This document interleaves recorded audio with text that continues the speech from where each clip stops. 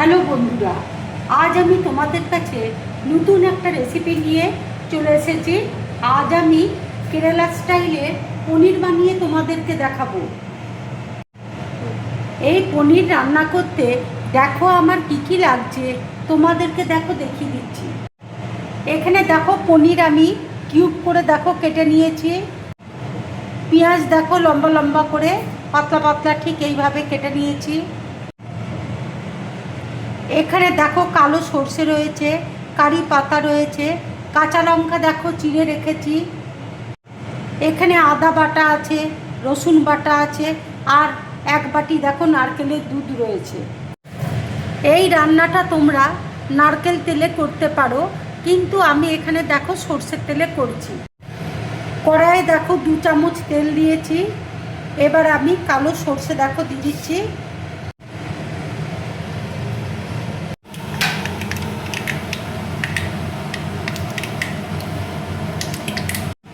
এবার দেখো কারি পাতা দিয়ে দিচ্ছি।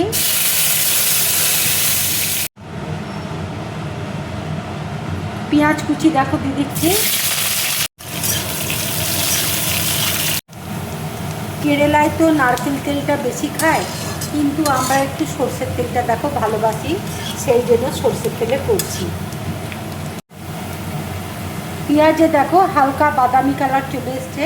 এবার আমি কাঁচা লঙ্কা দেখো দিয়ে দিচ্ছি।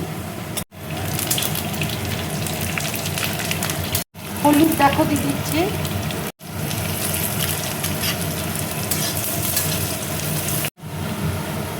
এক চামচ দেখো আদা দিয়ে দিচ্ছি। হাফ চামচ দেখো রসুন বাটা দিয়ে দিচ্ছি।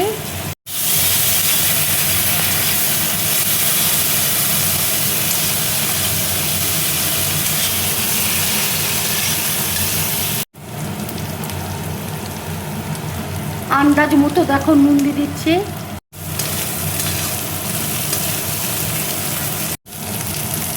মশলাটা দেখো ভাজা হয়েছে।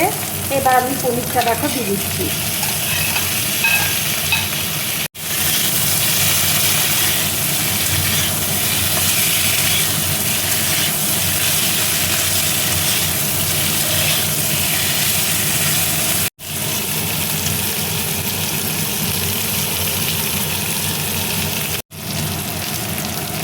পনিরটাও দেখো আমি হালকা করে ভেজে নিলাম। এবার আমি নারকেলের দুধ দেখো দিয়ে দিচ্ছি।